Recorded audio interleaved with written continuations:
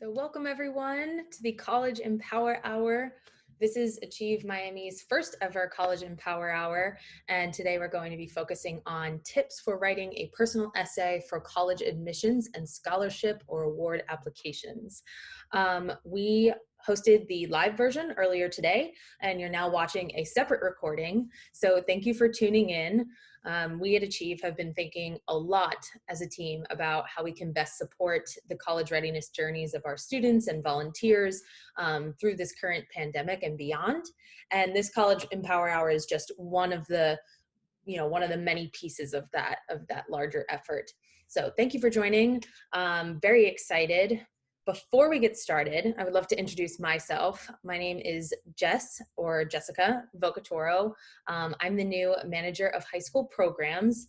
I'll be working alongside Ingrid, Rachel, Kelly, Stephanie, and the rest of the Achieve Miami team to implement our current and future high school programs. I'll also eventually be leading our junior advisory board, which I'm very excited about. Most importantly, I am here to support all of you. Part of that means ensuring you receive all the information you need about future college readiness opportunities. So with that said, please feel free to email me at the address below. And if you haven't already, sign up for our weekly Don't Stop Achieving College Readiness newsletter. That is chock full of information. I'm eager to get to know all of you, so don't be shy, reach out. So this is what we're going to be talking about today. First, we're going to go over what personal essays actually are and who reads them and what they're purposed for. So what the goal is of the personal essay. Then we'll get into some 5 best practices, and within those practices, there will be a little bit of example, maybe a little moment for discussion, or in this case, because this is a recording, some thought time. And then at the very end, I will list some resources that you all can take advantage of, and I'll talk about them more and then include the actual links to those resources within the description of this video. So without further ado, what is a personal essay? You might be hearing a lot of different ways of people describing personal essays, like the personal statement, your supplement, your, whatever. A personal essay is just a genre a genre of writing. It's a piece of writing that communicates the key things about who you are. This might include your goals, your history, your strengths as an applicant or a candidate. It really depends. Again, you can think of this as a genre of writing, and then you have different types of personal and essays within that genre. Those different types might be the common app or the personal statement, the supplemental essay, the scholarship application, different award applications. No matter what, you're probably going to be working with some word limits. Usually it's 500 and 600 words is around the range of what some larger essays will require. Different supplemental essays, I've seen them require just 250 words. It really all depends. And all of them really cater to different audiences and might be prompted with a broad question or a very specific question. All of these different things require a different approach, but the same sort of level of execution and the same goals apply. So we will, because a lot of people have questions about prompts and sometimes get nervous about them. How do I read them? How do I make sure I address them fully? We're going to talk about those later, I promise. But first, I want to talk about what the goal of the personal essay is. So no matter what, your personal essay should achieve the following. It should achieve, it should communicate who you are and what makes you unique. It should communicate your contribution, or what do you bring to the table. This could be what you add to your classroom, what you bring to your school, your community, the world. Dream big here. We want to know how, usually, especially with college admissions essays, they are interested in knowing what you're going to add to their campus or to their college classroom. So keep that in mind. It also should demonstrate your writing ability. Can you effectively communicate a thought, an idea, a concept, a potential new thing, a new invention? Can you communicate effectively, clearly, and concisely? And finally, feeling. How do you want the reader to feel after reading your essay? This is particularly important because, well, a good essay is written well. It communicates who you are, communicates what you bring to the table, yada, yada, yada, all the things we just talked about. A great essay is one that moves your audience. It motivates them to do something. It changes their perspective. It makes them feel a certain way. And this is the true impact of your essay. And you're going to want to think of that as you carry out the writing process. So in order to better understand what the impact of your essay will be, we need to understand who reads them. Usually this is a group of people with relevant experience or expertise. And you might be thinking, gee, that's a really broad description of who my audience will be. That's because it varies widely. For a scholarship application or an award application, it might be a review board of sorts. For colleges, though, it will almost definitely be a college admissions committee. Most times that admissions committee is comprised of college admissions staff, so people hired to look at your essay and review your candidacy, current faculty. Sometimes students are also involved in that process, select students from campus, and alumni too. So it really depends on the school. It depends on the opportunity, but just keep in mind that it's going to be a group of different people with different perspectives. So in thinking about that, and contemplating the type of impact you want your essay to have, what sort of feelings do you want to evoke? What is the desired emotional impact of your essay? Take a moment now and pause this video and think of maybe a couple things. Maybe one of those things is joy. Maybe one of those things is surprise. Maybe you want them to be inspired. If you'd like to take a moment and just jot some things down on a piece of paper, maybe it relates to something that you're working on now, please do so. If not, we are going to move on to our best practices. So our first best practice, from a total of 5, is to read the prompt carefully. So this is the first best practice because it is one of the most important things you can do. Some of the prompts are extraordinarily narrow. They are very specific. They ask for very specific things. It's clear what they want you to write about. Other prompts are incredibly broad. They are invitations, essentially. They're an invitation to choose whatever you want to write about. And depending on your writing style, one may be more anxiety provoking than the other, or one might present a larger challenge than the other, but have no fear. Regardless of the type of prompt, broad or narrow, approaching it in the following way will really help you discern whether or not your writing is addressing it in full. So some of the things that you should be doing is looking for keywords and phrases. Identifying these keywords and phrases is helpful because the person reading your essay is going to be reading hundreds and hundreds and hundreds of other essays as well. So as their eyeballs are scanning through, they are looking for keywords in order to determine whether you address the prompt or not. So some things that you want to keep in mind are like echoing those keywords and phrases back in your essay, and we'll talk a little bit about that later in one of our examples. Identify the requirements in the prompt when you read it. Does this prompt include several questions to address? Does it require that I address all of them or just some of them? Is there a word limit? Again, Common App and the larger essays will require, 500 to 600 words. Really make sure that you know the word limit and adhere to it. Does it require some sort of specific formatting? Does it need a title? Lastly, return to the prompt often. And I recommend this because it really helps you stick to the plan and stay on track. And also because the more you read it, the more clues it reveals about your audience and what they want to see, and potentially who they are and their expertise. So let's practice reading a prompt together.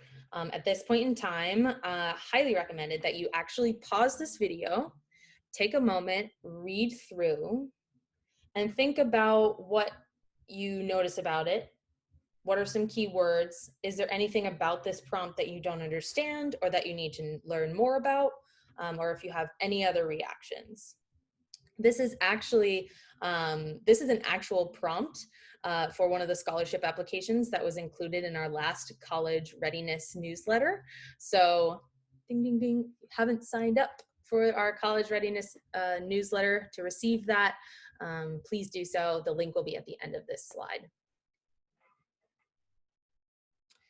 So now that you've read this prompt carefully, and you might have some reactions, you might be thinking, ugh, I kind of get what this means. I kind of know what civil discourse is. I'm not entirely sure. This is really long. I'm getting lost. That's okay.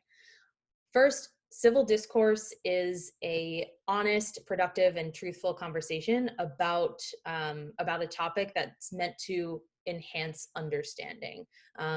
This is something that is talked a lot about in politics, and this seems to be a pretty, civically engaged, geared prompt.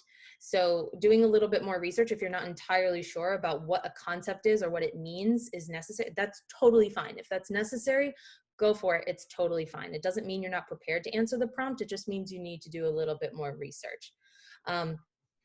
So one of the ways that you can help yourself identify what you need to learn more about and what they're asking of you is by going through with your trusty highlighter and actually highlighting the key words and phrases like I've done here. You'll see that I highlighted civil discourse. It's the first term in the prompt.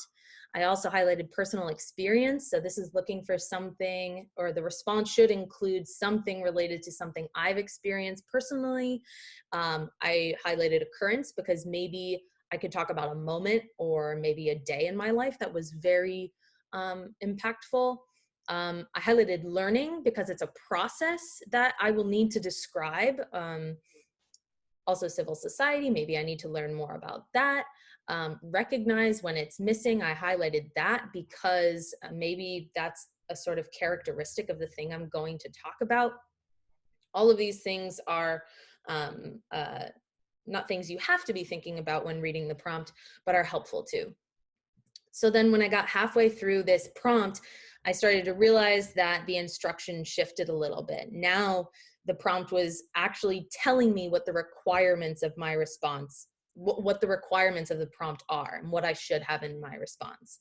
It says, for this essay, we ask that you not only share your comprehension of what civil discourse is meant to be, but also relate what it looks like when it works and when it doesn't and why. So I highlighted that whole portion in blue so I could return to it later and know that, okay, this is what I need to be doing. This is a requirement of the prompt. Additionally, it asks me to explain how I went about it. It asks me to bring emotion, creativity, and specific examples. Those specific examples might include current events and well-researched facts. All of that I want to bring to the forefront so that I'm not bogged down by all of the noise in this prompt and I know what's essential. Lastly, this piece in green, we love this piece in green.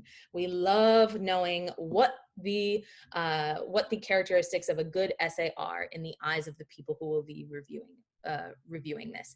This is the criteria. So it says a good essay will demonstrate how civil discourse is not just an abstract idea, but is, in fact, action inspired by constitutional principles and demonstrated through civic virtues. That is the ideal. That's what we want, but we don't always get this sort of criteria. Sometimes we have to infer that criteria based on previous information, and that's okay. Following this sort of practice of going through and highlighting the key parts will help you identify that. So we are now on to our second best practice, and that best practice is to respond with meaning and impact.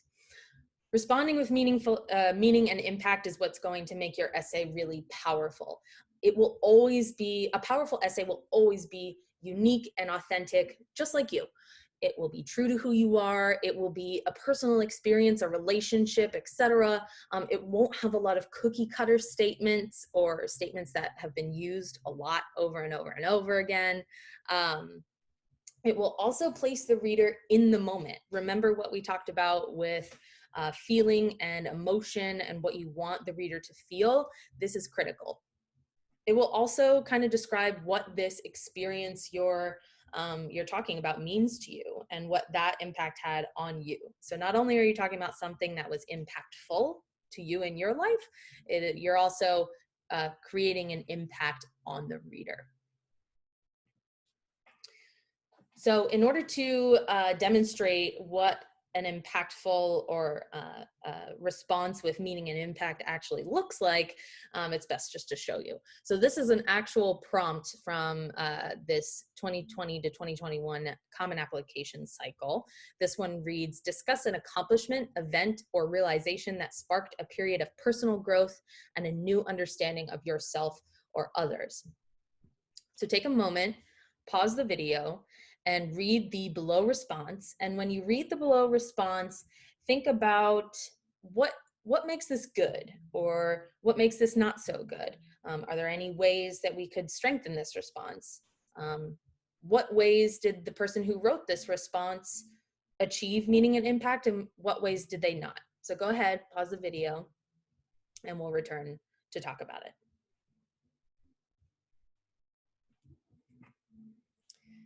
So, whoops.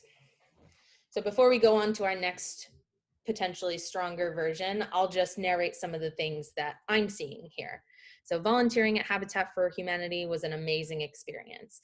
Right off the bat, I feel like that is a very cookie cutter, very shallow way of describing this community service experience. It seems like this person didn't really understand what their experience at Habitat for Humanity really meant and the broader meaning of what volunteering for that organization meant. It also didn't transition too well, so it was a little choppy, and that really disrupted my reception of the response. And it just lacks a lot of depth. It doesn't put me in the moment. It seems very generic. It seems like something I've heard before. It seems like something that's very shallow. I'm not super interested by it. Take a moment to pause the video and read this next version of the same response.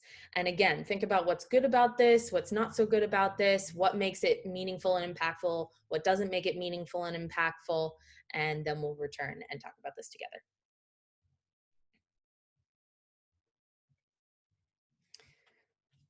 So now that you've read this response, some of the things that I saw within this response was it put me in the moment straight up.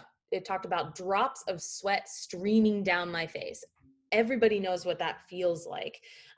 It puts you in the moment. You know what the hot sun feels like, maybe not in Miami. Not everybody is as lucky as you all are to live in Miami, but it has a lot of feeling and a lot of description that people can relate to. It also really evokes emotion because it talks about the bigger meaning of what this community service opportunity was for this person. It says, I felt within me a deep growing sense of injustice about the systemic inequalities that make the experience of coming home a privilege. We realized that, or that day I realized that community service is about more than just doing something good. It's about fighting to make our world a better place. Another thing about this is the more meaning and impact this a response has, the more I want them to go on, the more I want the writer to keep talking, like keep telling me about this experience you had. It keeps me wanting more. These of course are very abridged versions of responses. It's for the sake of the video and we can't put a whole essay up on the screen here, but keep that in mind. The more depth, the more opportunity for good writing. And this is just one example of a really meaningful and impactful response. So some might be intimidated by the whole writing process and might experience this very common phenomena called writer's block. Everybody experiences it, no matter how good of a writer you are or how experienced of a writer you are. But here's an example. If you haven't watched, if you're not a fan of SpongeBob or haven't seen the SpongeBob episode, this is an example of one way that you shouldn't try to wrestle with writer's block. So in this, here's a little brief synopsis. SpongeBob has to write a 800-word essay for his boating class, and he procrastinates, he distracts himself by hanging out with his friend Patrick, and at the 11th hour, he has nothing to write about, he panics, he gets caught up in the minute details, and after hours and hours and hours of sitting at his desk, he has a very delicately and intricately designed and that's it. We don't want that. That is an example of what not to do. Rather than wrestling with writer's block by deferring to your tendencies to procrastinate or panic or not breathe, you can brainstorm it away. Brainstorming is a phenomenal way to overcome writer's block because it's active, it gets the juices flowing, and it is productive in many different ways. It also helps you grow as a writer. Keep that in mind. So here are a few tools and exercises you can utilize to attack writer's block. You could bounce ideas off of a friend for 5 to 10 minutes. You could do a timed free write where you just respond to the prompt in any way, shape, or form. Don't worry about it being perfect. Just write for 10 minutes and then evaluate what you have at the end. You could create a personal timeline of all of the critical moments that shaped you and who you are throughout your life. You can also make a top 5 list of your values, the things that you love, etc. That might help you decide on a topic, one topic or another. And then finally, this is my favorite way to combat writer's block. It always works for me. Use the "why is this so hard" prompt. By asking yourself this question, why is writing this so hard? You give yourself a moment to have some personal reflection. You give yourself a moment to cultivate emotional intelligence and really get down to the bottom of it. Why can't I think of anything? Maybe it's because I'm afraid of choosing something that no one will want to read. Or maybe it's, I know what I want to write about. I know it's important, but there were so many emotions attached to this experience that I just don't know where to start. Responding to the "why is this so hard" prompt is going to help you address the underlying writer's block issue. And I've used this all throughout high school. I've used it through college. It's helped me grow as a writer, and I highly recommend it for you all. Notice also that all of these brainstorming tools and exercises are timed. That's because writer's block wastes a lot of time, and overcoming it should also not waste a lot of time. We could spend hours and hours and hours thinking, why is this so hard? But if we give ourselves a good 20 minutes, we're likely to come out with just as good of an understanding as if we spent 2 hours.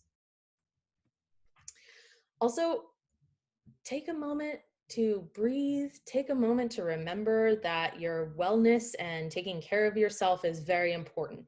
Writing a personal essay is most likely going to be a part of a larger, complicated process that at times can be really stressful. That's okay. It's okay to feel stressed about it.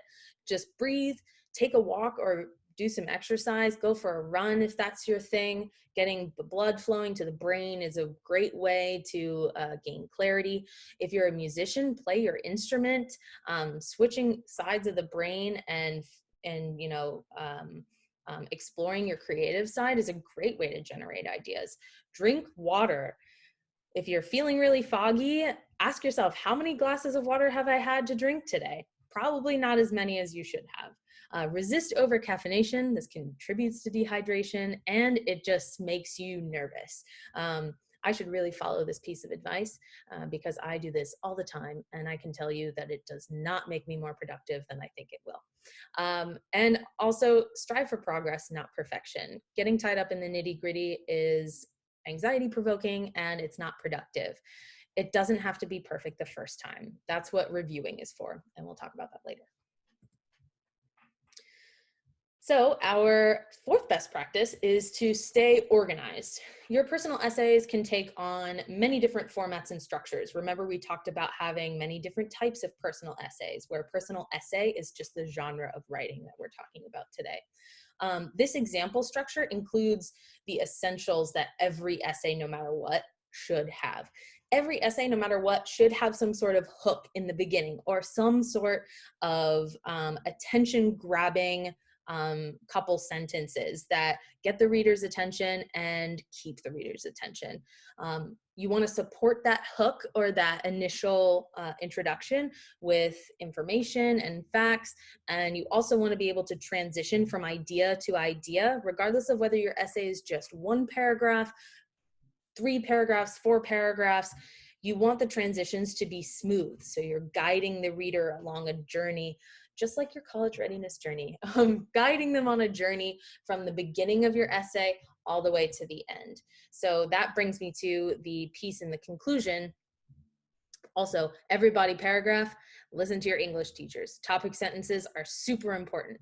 We should be able to know what you're talking about in your essay just by reading the first sentence of the first paragraph, each topic sentence, and the last paragraph. But we could get into that later. Again, these are just the essentials, and this is just a sample structure and outline. So in the conclusion, I like to call this the full circle moment, because again, you're taking the reader on a journey through your piece of writing, and then arriving. You want your reader to arrive at a destination that you've been talking about this whole time. That might be where the emotion and the impact come in your essay. It might be where everything kind of sorts itself out and makes sense. It really all depends. Some additional tips. The structure of your essay, might be totally different from what's depicted here, but one of the best ways to figure out how to structure your essay is to read exemplar essays. There's a resource at the end of this presentation that we'll talk about that provides a lot of different exemplar essays that you can read. Revisit the prompt. The prompt could provide a lot of detail or a lot of clues about what the structure of your essay should be. Pay attention to that. And just remember that there's no one way to do it. Your structure might change throughout your writing process, and that's okay. So our fifth and final best practice is review, review, review. This cannot be emphasized enough, and I'm going to start off by talking about why this is so important by sharing a personal anecdote for you, short personal anecdote. When I was in high school, I was absolutely terrified of letting people outside my immediate family read my writing. I was really scared, no lie, I was very scared of looking stupid. I was afraid of appearing uncool or being judged, and this really held me back. Not only because it prevented me from growing as a writer, but also because it just wasted so much time. I spent so much time agonizing over something that I thought had to be perfect upon first moment of reveal, that I lost out on maybe other things that I could have been doing. But here are the reasons why you should let others read your essay. It helps you gain perspective. It helps you assess whether or not you're getting at the point that you want to get, that you're communicating what you want to communicate. It might help you see a different angle on what you're talking about, or consider opposing viewpoints.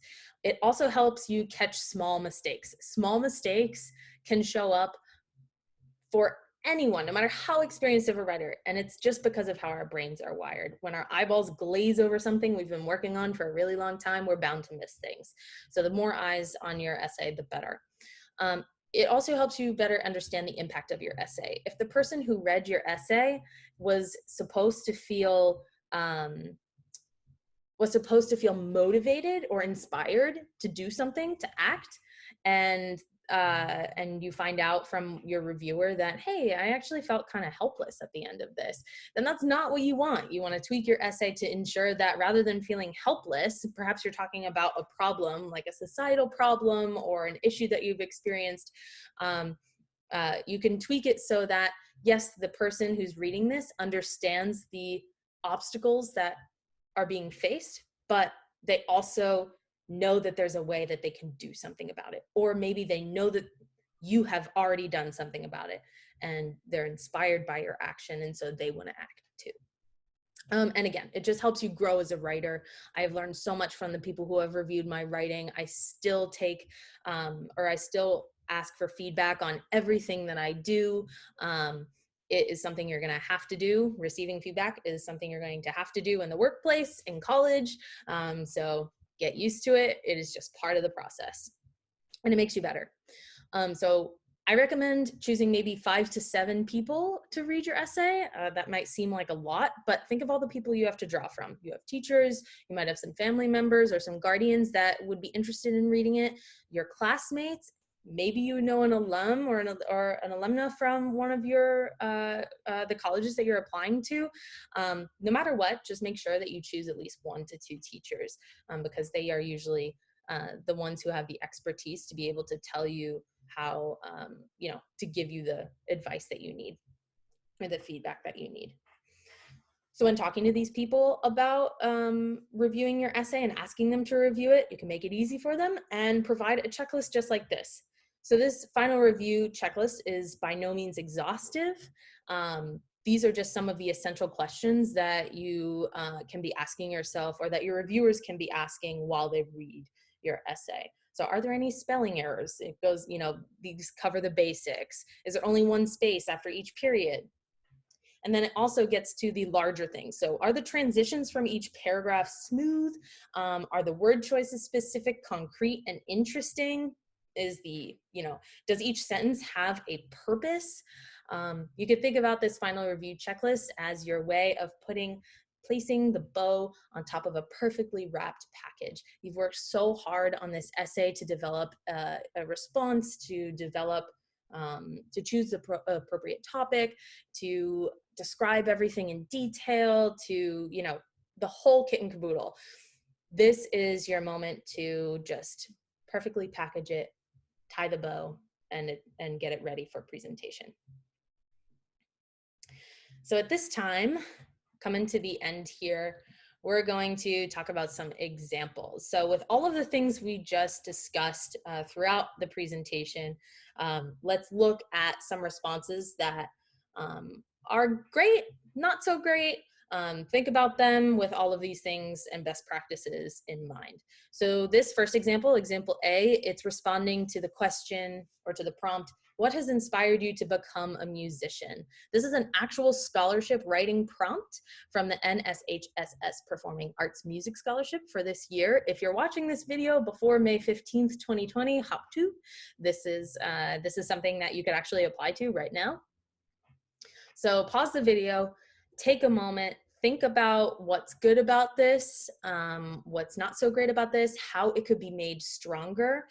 Did the person respond with meaning and impact? Did the person evoke emotion? Are there any spelling errors? Are there any grammatical errors? Think about all these things, take a moment, pause the video. Some things that I'm noticing, and actually, if you can't see, there we go. I don't know if my video is going to be in the way. My face might be covering up some of this response, but in case it was earlier on when you pause the video, now's your chance to pause it again. While you do that, I'm going to narrate a little bit of what I'm thinking. So this response is a personal experience. It is very personal, and it hits close to home for it's clear that the person writing this chose a topic that was really close to home. But it seems to, one other thing that it does actually is it mentions music and the performing arts. Those are things that do connect to being a musician, maybe, but it doesn't seem like it addresses the prompt. Number one. Number two, it doesn't evoke that much emotion. Yeah, it make me think about my mom, or, you know, someone else I know who maybe I used to sing with, but it doesn't really throw me into this emotional state. It just kind of sits there.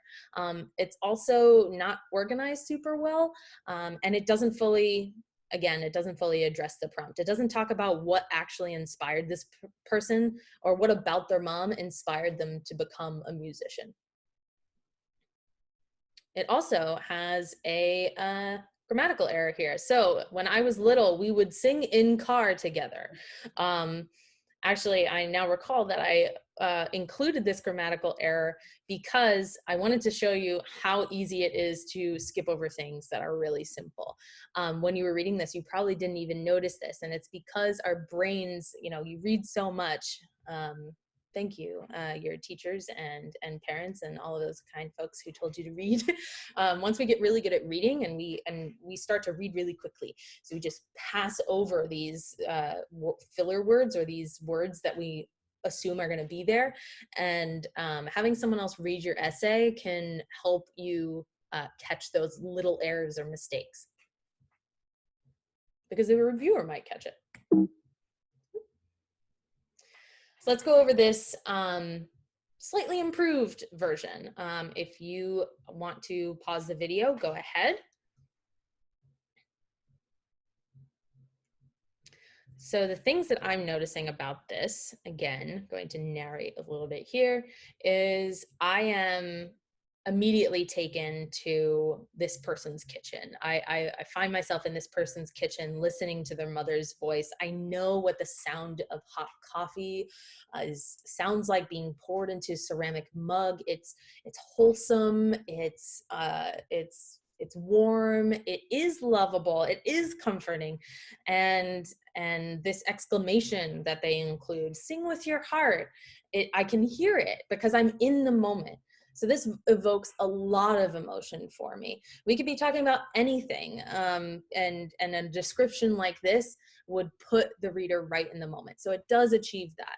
It also, obviously, very obviously, we've stuck to this personal experience. So it is a personal experience. It is authentic to the person writing this.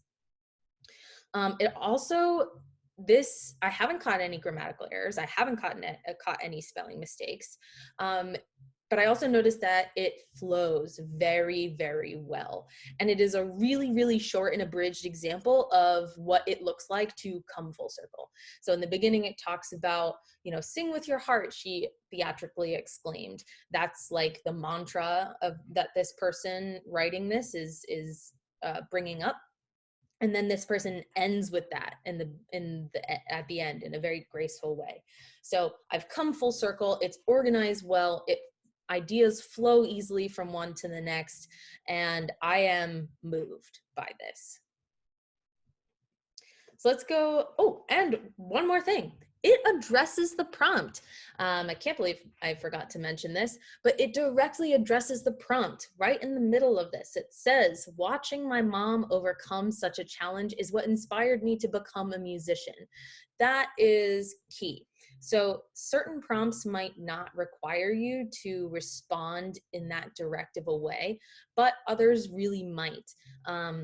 You might be able to, the inference that the reader could make about your response might be really strong in other examples, but here I think it's totally appropriate to verbatim say, "This is what inspired me to become a musician." I think that added to the response rather than took away from it.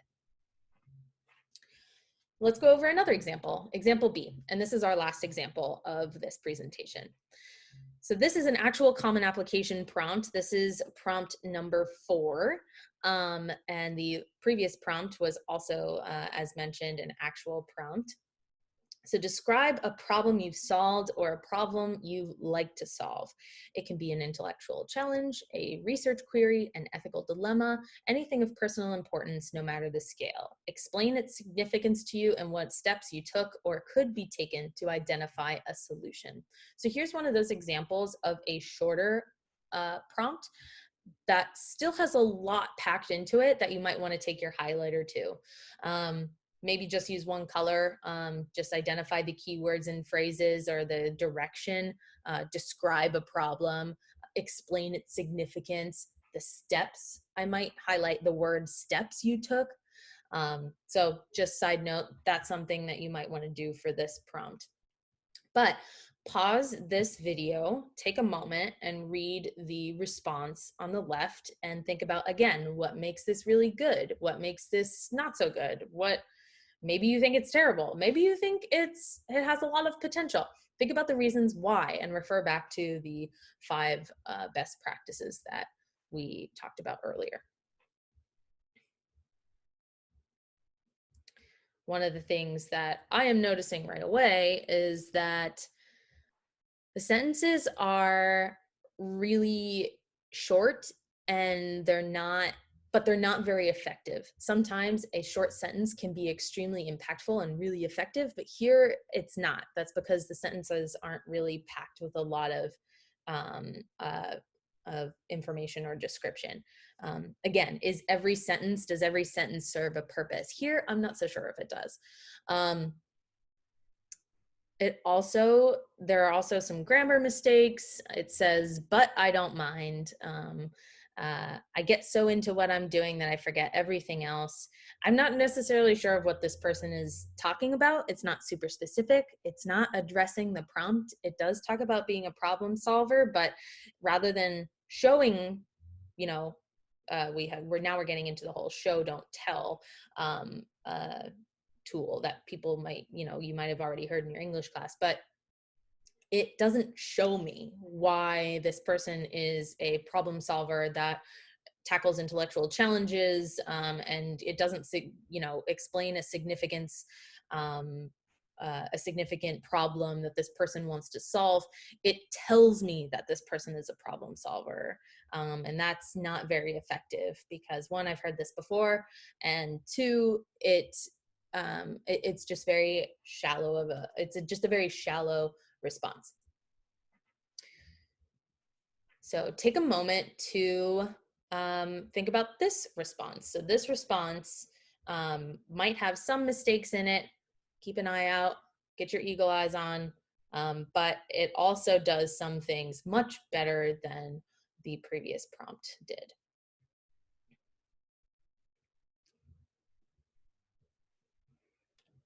So as we're thinking about this, it does more to put me in the moment. I can see a couple spacing errors. There are 2 spaces between problem solver in the first question and when I was 6 in the second question, but that's okay. That's a easily final review checklist item that we can knock off. It also talks about, so the previous response talked about Tom Hanks, and we had no idea where that was coming from. Here, now I understand why Tom Hanks is relevant. This might be a really good first paragraph to a common application response. And the reason that I say that is because it talks about, it hooks me in. It says, since childhood, I've been an obsessive builder and problem solver. When I was 6, I spent 2 months digging a hole in my backyard. First of all, that attention span for a 6-year-old is impressive. A hole in my backyard, ruining the grass lawn, determined to make a giant koi pond after watching a show on HGTV. It kind of makes me giggle a little bit. It evokes emotion. It's not as serious as the previous example that we went over, but it is just as impactful because it's making me feel a certain way, it's grabbing my attention, and it's keeping my attention. It also flows logically, and as I mentioned with a previous example earlier in the presentation, it makes me want to read more. It makes me hungry for more information about this person's experience. So after looking at our 2 examples, we are now at the resources portion of this presentation. These are the 5 best resources that I think will really benefit you all. Again, they're in the video description. The first is a personal statement guide from the University of Connecticut. I feel like this is a really robust resource that talks about different ways of writing a personal statement and things you should be thinking about. It might provide a different perspective or a different way of explaining this than we observed here today. The college essay guide. This is where you can find all your exemplar essays. There are many out there, but this guy, he's made college essay preparation his job. And so what you're going to see is a lot of promotional things on his website, but don't let that deter you. There are a lot of free resources there, including tens and tens and tens of exemplar essays. Essay writing guide from Kaplan. You might already be familiar with Kaplan if you've interacted with Achieve in the past. We work with Kaplan in a variety of ways. So they do have an essay writing guide for college and awards admissions. Tips and tools for application essays from UNC Chapel Hill. Again, just another way or another resource that explains a little differently personal statements and essay writing. And then finally, I wanted to provide the Common App Essay 2020 to 2021 prompts. If you haven't been thinking about them and you need to write them, now's your moment to start thinking about them. And if you've already been writing and are maybe a little stuck, again, revisiting the prompt is always a great thing to do. So that's your little reminder to do that. Again, my name is Jess Vocaturo. I'm so excited to be here with you all and to be a part of the Achieve Miami team. If you want to email me at any time, please do so. That's my email address below, jessica@achievemiami.org. And also please remember to sign up for our college readiness newsletter. The title of the newsletter is Don't Stop Achieving. Don't Stop Achieving.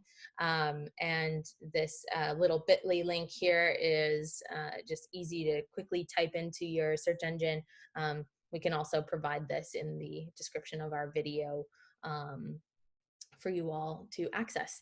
So thank you so much. We're very excited. If this were the real College Empower Hour, we would now take time for live questions and answers.